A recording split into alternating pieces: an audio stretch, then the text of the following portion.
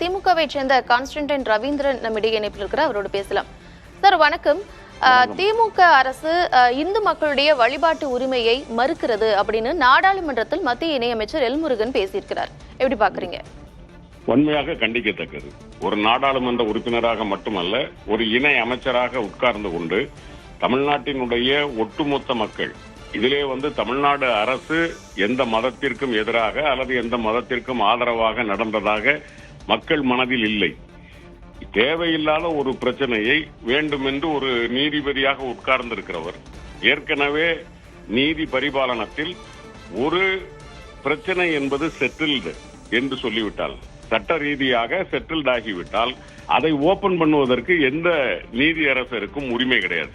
2017 அதை இறுதியாக அதிமுக ஆட்சி இருக்கிற போதே இப்படித்தான் நடக்க வேண்டும் என்பதை அவர்கள் சொல்லிவிட்டார்கள்.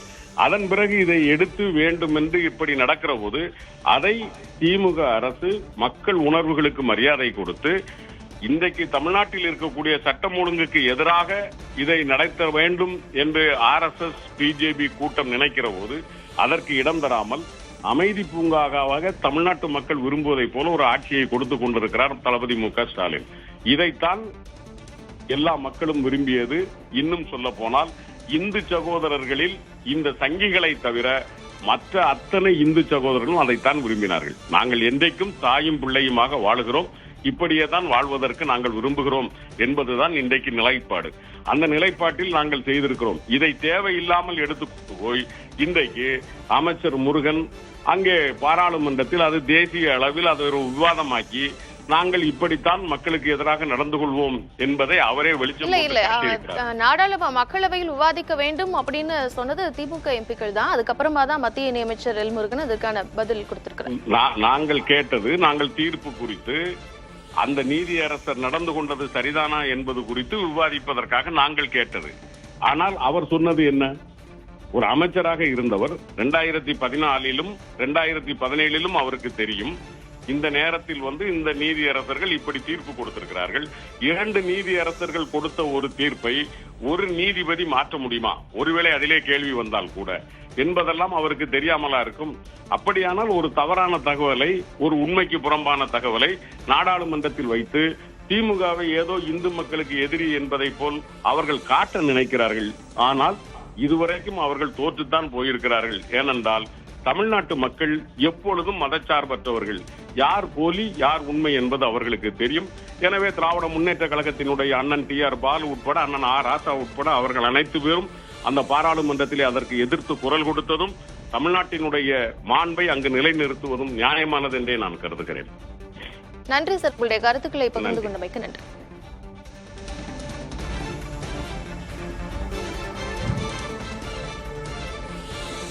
மக்களவையில் திருப்பரங்குன்றம் விவகாரம் குறித்து தொடர்ந்து விவாதம் நடைபெற்று வருகிறது. இதுகுறித்து பேசுவதற்காக அரசியல் விமர்சகர் TN ரகு இணைந்திருக்கிறார். பேசலாம். வணக்கம் சார். வணக்கம். 2-3 நாட்களாகவே இந்த திருப்பரங்குன்றம் விவகாரம் மிகப்பெரிய ஒரு சர்ச்சையை ஏற்படுத்திக் கொண்டிருக்கிறது. இந்நிலையில் மக்களவையிலும் இது குறித்து விவாதித்துக் கொண்டிருக்கிறார்கள். திமுக MP மற்றும் மத்திய இணையமைச்சர் எல்முருகனுக்கு இடையே ஒரு நீண்ட விவாதமே நடந்து கொண்டு வருகிறது. உங்களுடைய கருத்து என்ன?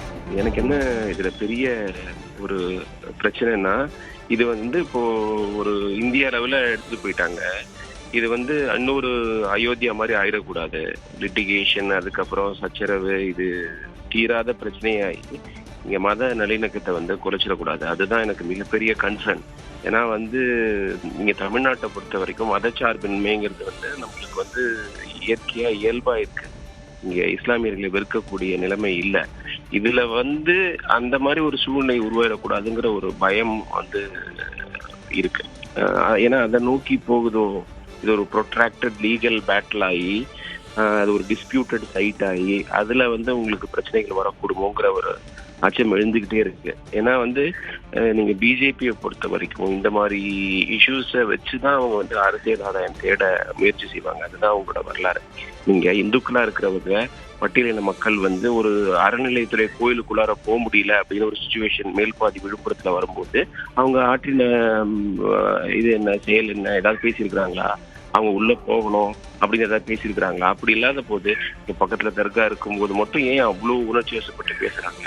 இந்த ஒற்றுமையை குலைக்கிறதுக்கான நடவடிக்கைகளை வந்து முயற்சிகளை வந்து அரசும் எதிர்க்கணும், நாங்க இங்க இருக்கிற சிவில் சொசைட்டியும் எதிர்க்கணும். அதுதான் என்னுடைய நிலைப்பாடு. ஏன்னா இது பக்திங்கிறது வந்து ஒரு பிரைவேட்டான விஷயங்க.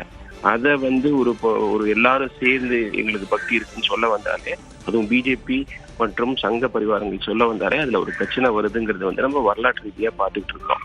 இப்ப நீங்க அயோத்தியாவே எடுத்துக்கோங்க. இப்ப ராமர் கோயில் கட்டின இடத்துக்கு கீழே வந்து கோயில் இருந்ததுக்கான தடயம் இல்லைன்னா ஆர்கியலாஜிக்கல் சர்வே ஆஃப் இந்தியாவே சொல்லிட்டாங்க. ஆனா இருந்தாலும் வந்து நீதிமன்றத்துல வந்து கட்டலான்னு சொல்லி கட்டி இன்னைக்கு வந்து அதை பத்தியே பேசிட்டு இருக்காங்க. அதை பத்தியே நிறைய விளம்பரங்கள் யூபி அரசாங்கம் கொடுத்துட்டு இருக்காங்க. ஆக்சுவலா அரசும் ரிலீஜனும் செப்பரேட்டா இருக்கணும். அதுவும் இந்தியா மாதிரி நாட்டுல அது ஒரு பெரிய பிரச்சனையை ஏற்படுத்திடக்கூடும். ஆனா தமிழ்நாட்டுல இப்படி ஒரு பிரச்சனை வரும்னு எதிர்பார்க்கவே இல்லை. இதற்கு வந்து இது இன்னும் பெருசாகாம, இது வந்து ஃபிளேரப் ஆகாம இருக்க வேண்டியது நம்ம தமிழ்நாட்டில் இருக்கிற சிவில் சொசைட்டியோட கடமை நினைக்கிறேன். அவங்களுடைய எதிர்வினையை ஆற்றணும். இதை வந்து ஒரு ரிலீஜியஸ் ப்ராப்ளமா ஆக்கிடக்கூடாது, மக்களுக்குள்ளார பிளவை ஏற்படுத்திடக்கூடாது. இப்ப இதுல முஸ்லிம்ஸ் பேசவே இல்லை, அவங்க என்ன இதுல விளையாட்டு இருக்காங்கன்னா நிறைய பேர் கேட்கறாங்க. பட் இது இவ்வளவு தூரம் பேசுறதுக்கு காரணமே அந்த பக்கத்துல இருக்கிற தர்கா தானே. அங்க போக வேண்டாம், பிரச்சனை இருக்கு அப்படின்னு வந்து அரசு சொல்றதுக்கு உரிமை. நாளைக்கே வந்து அடுத்தது வந்து அங்க ஏத்தது இதுக்கப்புறமும் சும்மா இருப்பாங்களா? இப்ப நீங்க அயோத்தியா பிரச்சனை இருக்குங்க. அயோத்தியோட கண்டிப்பா சார், நீங்க சொன்னது போல மிக சென்சிட்டிவான ஒரு இஷ்யூ இது.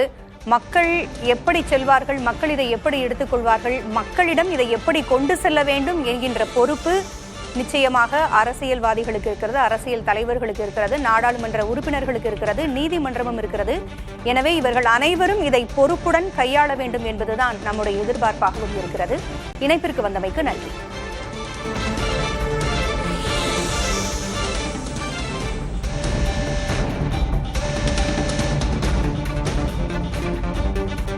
திருப்பரங்குன்றம் உத்தரவு குறித்து வலைதளங்களில் விமர்சனங்கள் வந்து கொண்டிருக்கக்கூடிய சூழலில் அதை ஏற்க முடியாது என்று நீதிபதிகள் கூறியிருக்கிறார்கள். திருப்பரங்குன்றம் உத்தரவு பற்றி வலைதளங்களில் விமர்சனம் செய்வதை ஏற்க முடியாது என்று நீதிபதிகள் கூறியிருக்கிறார்கள். அண்மை செய்தியாக பார்த்துக் கொண்டிருக்கிறோம். கூடுதல் விவரங்களை வழங்க செய்தியாளர் மணிகண்ட பிரபு இணைந்திருக்கிறார். மணிகண்ட பிரபு, நீதிபதிகளினுடைய உத்தரவு குறித்த விவரங்கள் என்ன? பூங்குழலி உயர்நீதிமன்ற மதுரை கிளையில் 2 நீதிபதிகள் கொண்ட அமர்வில் வந்த பிரதான வழக்கு, குறிப்பாக தனி நீதிபதி ஜி.ஆர். சுவாமிநாதன் பிறப்பித்த உத்தரவை எதிர்த்து காவல்துறை ஆணையர், கோவில் செயல் அலுவலர் தரப்பில் தாக்கல் செய்யப்பட்ட மேல்முறையீட்டு மனுவை வெள்ளிக்கிழமைக்கு ஒத்திவைத்து உயர்நீதிமன்ற மதுரை கிளை உத்தரவிட்டிருக்கிறது. இந்த வழக்கின் போது பல்வேறு விவகாரங்கள் குறித்து அரசு தரப்பில் வாதங்கள் வைக்கப்பட்டது. இதனையடுத்து நீதிபதிகளும் பல்வேறு கருத்துக்களை தெரிவித்திருக்கிறார்கள். இந்த நீதிமன்றமே அனைத்திற்கும் கடைசி நிவாரணம். நீதிமன்றம் அவமதிப்பு நடவடிக்கை எடுக்கும் அளவிற்கு அதிகாரிகள் நடந்து கொள்ளாதீர்கள் என்கிற எச்சரிக்கையையும் கொடுத்திருக்கிறார்கள். அதே போல திருப்பரங்குன்றம் மலை உச்சியில் தீபம் ஏற்றுவது தொடர்பாக நீதிமன்றம் பிறப்பித்த உத்தரவுகள் குறித்து பொதுவெளியில் சமூக ஊடகங்களில் தேவையில்லாமல் விமர்சனங்கள் செய்வதை ஏற்றுக்கொள்ள முடியாது என்கிற கருத்தையும் நீதிபதிகள் தெரிவித்திருக்கிறார்கள். அதே போல நீதிமன்றத்தினுடைய அலுவலர்கள் இருக்கிறார்கள், அவர்கள் நீதிமன்றத்திற்கு பொறுப்புடையவர்கள். நீதிமன்றங்கள் நடவடிக்கை எடுக்கும் அளவுக்கு இல்லாமல் சரியாக நடந்து கொள்ளுங்கள், அதனை அதிகாரிகளிடம் அறிவுறுத்துங்கள். நீதிமன்றமும் நீதிபதிகளும் எதுவும் சொல்லவில்லை என்பதற்காக எப்படி வேண்டுமானாலும் நடந்து கொள்ளலாம் என எண்ண வேண்டாம் என நீதிபதிகள் ஒரு கடுமையான எச்சரிக்கையை குறிப்பிட்டிருக்கிறார்கள். இந்த வழக்கை பொறுத்தமட்டில் கடந்த டிசம்பர் 1ஆம் தேதி திருப்பரங்குன்றம் மலை உச்சியில் உள்ள தீபத்தூணில் தீபம் ஏற்ற வேண்டும், அதற்கு உத்தரவிட்டுதான் தனி நீதிபதி ஜி.ஆர். சுவாமிநாதன் உத்தரவு பிறப்பித்திருந்தார். அதனையடுத்து திருப்பரங்குன்றம் பகுதியில் கடந்த 3ஆம் தேதி அசாதாரண சூழல் ஏற்பட்டது. அதன் பிறகாக சிஐஎஸ்எஃப் வீரர்களோடு மனுதாரர் தீபம் ஏற்றுவதற்கு உத்தரவிடப்பட்டது. அதற்கும் காவல்துறை அனுமதிக்கவில்லை. அதற்கு அடுத்த நாளாக நீதிமன்ற அவமதிப்பு வழக்கு எடுக்கப்பட்டு மனுதாரர் தீபம் ஏற்ற உத்தரவிட்டும் அந்த உத்தரவும் நிறைவேற்றப்படவில்லை. இது தொடர்பான வழக்குகள் தான் இன்றைக்கு மேல்முறையீட்டு மனுக்களாக உயர்நீதிமன்றத்தில் 2 நீதிபதிகள், குறிப்பாக நீதிபதி ஜெயச்சந்திரன், கே ராமகிருஷ்ணன் அமர்வு முன்பாக இந்த வழக்குகள் விசாரணைக்கு வந்தது. அப்போது நீதிபதிகள் ஏராளமான மேல்முறையீட்டு வழக்குகள் தாக்கல் செய்யப்பட்டுள்ளனர், பலரும் இடையீட்டு மனுக்களையும் தாக்கல் செய்ய விரும்புகின்றனர்.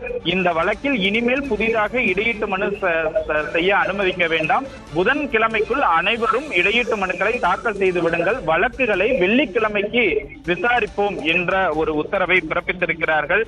நீதிமன்றத்தை உத்தரவுகள் பிறப்பிக்க கோரி மனுதாரர் தரப்போ அல்லது யாருமே அவசரப்படுத்த வேண்டாம் என்கிற அறிவுறுத்தலையும் நீதிபதிகள் கொடுத்திருக்கிறார்கள்.